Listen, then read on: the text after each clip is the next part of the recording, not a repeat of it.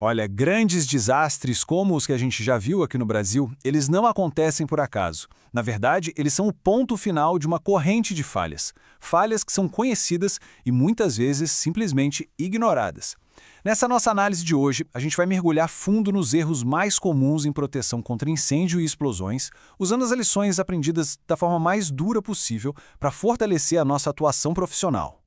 Essa imagem do edifício Joelma, ela fala por si só, né? Assim como foi na Boate Kiss, o que a gente vê aqui não é o acaso, é o preço que se paga pela negligência. Falta de alarme, rotas de fuga que não funcionam, uso de material inflamável, os erros se repetem. E o resultado, infelizmente, também. Então, o nosso roteiro aqui vai ser bem direto. A gente começa entendendo o preço da negligência. Depois, mergulha na cultura que permite que os erros aconteçam. Detalha as falhas físicas, discute o fator humano, foca na nossa responsabilidade como profissionais e, por fim, eu apresento uma ferramenta bem prática de prevenção. A gente começa por aqui porque é fundamental entender o impacto real dessas falhas. Isso aqui não é teoria, não. Estamos falando de vidas, de patrimônios que dependem diretamente de um trabalho técnico consciente e bem feito. Agora, vamos ao diagnóstico. Por que com tanta norma, com tanto conhecimento disponível, os mesmos erros continuam acontecendo? A resposta, na maioria das vezes, não está numa única peça quebrada, mas no sistema como um todo. O que a gente vê é uma cultura onde a segurança é tratada como um obstáculo, não como um valor. O AVCB vira só um papel na parede. As inspeções são superficiais. E os treinamentos? Não preparam ninguém para o pânico real. Um exemplo crítico disso foi o sistema automatizado, um software, usado para emitir alvarás antes da tragédia da Kiss, que claramente priorizava a quantidade de vistorias em vez da qualidade da segurança. Ok, saindo um pouco do campo da cultura e entrando na edificação em si, aqui as falhas são concretas, a gente consegue ver e tocar. Vamos dividir essa análise em duas categorias que são fundamentais para entender onde a engenharia e a manutenção estão errando. Essa distinção é crucial, viu? A proteção ativa, ela precisa de um gatilho. Um extintor precisa que alguém use. Um sprinkler precisa do calor para ser acionado. Já a proteção passiva, ela está sempre ligada. Uma parede corta-fogo está lá, fazendo o trabalho dela de conter o incêndio sem precisar de nada. As duas são vitais, e uma falha em qualquer uma delas pode ser catastrófica. O que é fundamental entender aqui é como essas falhas transformam um prédio numa verdadeira armadilha. A falta de compartimentação, por exemplo, faz com que o fogo e a fumaça se espalhem livremente, como se o prédio fosse um grande bloco de combustível. Uma porta corta-fogo mantida aberta simplesmente anula a função dela. E esse último item da lista, ele nos leva direto a um dos pontos mais trágicos da Boate Kiss. O erro foi bem específico. Uma decisão que para alguns pode ter parecido pequena, usar uma espuma de poliuretano, comprada numa loja de colchões, para fazer o isolamento acústico. Era um material completamente inadequado e, pior, altamente inflamável para um ambiente fechado e lotado de gente. E a consequência foi devastadora. Quando aquele sinalizador atingiu o teto, não foi o fogo que matou a maioria das pessoas, foi a fumaça. Uma fumaça densa, preta e carregada de cianeto, que foi liberado pela queima daquela espuma. Em minutos, o ambiente se tornou letal e a asfixia foi a causa da esmagadora maioria das mortes.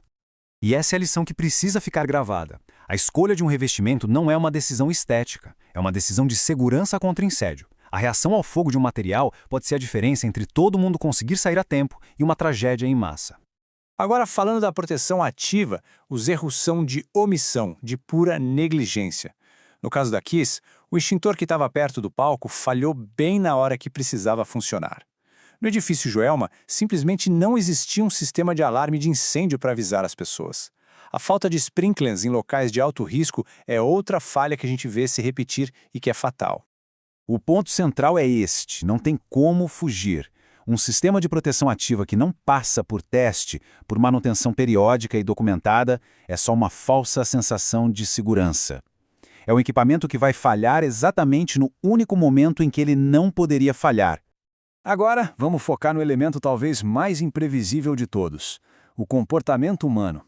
Não adianta nada ter os melhores equipamentos se as pessoas não sabem o que fazer, ou pior, se as atitudes delas acabam agravando a crise.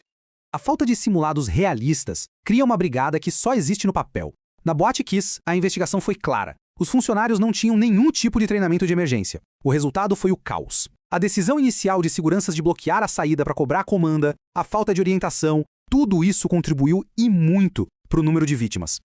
E aqui a gente chega no ponto que mira diretamente na nossa atuação profissional. A responsabilidade técnica não é só uma assinatura num papel. É um compromisso com a segurança, um compromisso que exige competência e, acima de tudo, ética. Esses aqui são erros graves. As investigações da KISS mostraram que os donos faziam reformas, como a própria instalação da espuma, por conta própria, sem orientação de engenheiros ou arquitetos. E para um profissional assumir um projeto sem ter a qualificação necessária ou deixar de formalizar os riscos para o cliente, são falhas éticas com consequências seríssimas. Essa frase aqui deveria ser um mantra. A documentação, os relatórios, os e-mails, as ARTs, isso não é burocracia. É a prova do trabalho técnico, é a ferramenta oficial para comunicar riscos e é a principal proteção legal e ética do profissional. A falta de registro joga todo o risco e a responsabilidade no colo de quem se omitiu. Depois de diagnosticar tantos problemas, vamos terminar com algo prático. Uma forma de transformar essa consciência toda em ação imediata, em cada visita técnica, em cada inspeção que a gente faz. Pense nisso como um checklist mental, rápido, que todo profissional deveria rodar. Olha ao redor. A saída está livre? O extintor está com a expensão em dia? O que mudou no layout do lugar desde que a AVCB foi aprovada? Fazer essas perguntas pode ser o primeiro passo para evitar a próxima tragédia. Ao final de tudo, a mensagem central é esta: o fogo explora as vulnerabilidades que nós criamos ou que nós permitimos que existam. Cada erro que a gente listou aqui foi um elo na corrente que levou a desastres. O nosso papel como profissionais é quebrar essa corrente. E como não basta só apontar os erros, no nosso próximo encontro a gente vai ser construtivo. Vamos detalhar o passo a passo da atuação correta, mostrando como transformar o diagnóstico de risco em um plano de prevenção que seja realmente eficaz. A responsabilidade é grande, mas o conhecimento é a nossa melhor ferramenta.